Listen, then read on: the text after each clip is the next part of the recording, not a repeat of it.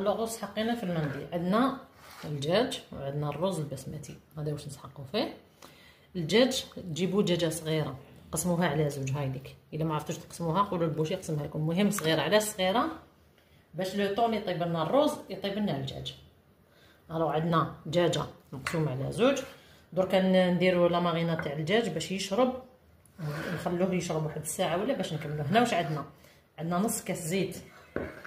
هنا واش عندي ملح، فلفل كحل ولا فلفل ابيض اللي عنده فلفل ابيض، زعفران على لاكولا، كركم وفلفل احمر، يا حار يا حلو نتوما كيما تحبوا.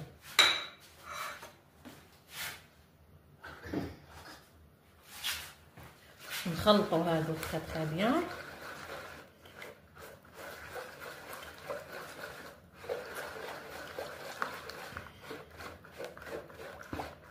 دوكا نرمو الدجاج تاعنا. الدجاج هنا الصدر حلوه باش لا مارينات تدخل فيه. هاوليك النص تاع الدجاجه الصدر هذا هنا حلوه باش لا مارينات ولا تتبيله تدخل لنا فيه. فوالا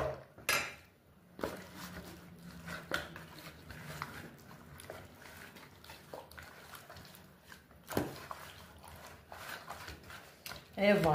هنا الرز شوفوا انا درت البسمتي. هذا ديروا رز بسمتي غسلوه 4 مرات 5 مرات، المهم حتى الماء تاعو يخرج صافي، تنحى هذيك البيوضيه تاع الماء كامل، ما تخلوش في الماء ومن بعد قطروه.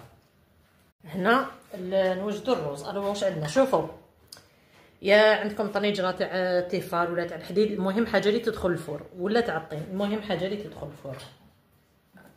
نديروا شويه زيت هكذا. الزيت واش انا حنديرو فيه؟ نقليو فيه باش نبداو. شوفوا تلقاو عند العشاب نورمالمون توابل تاع المندي. الا ما لقيتوش شرو توابل كبسه، هادو انا شريتهم على الطاحونه الملكيه، هما توابل هامليك كاينين هكذا. وهذا تاني هذا يجي داخلو، هادو حب وهادو مرحي.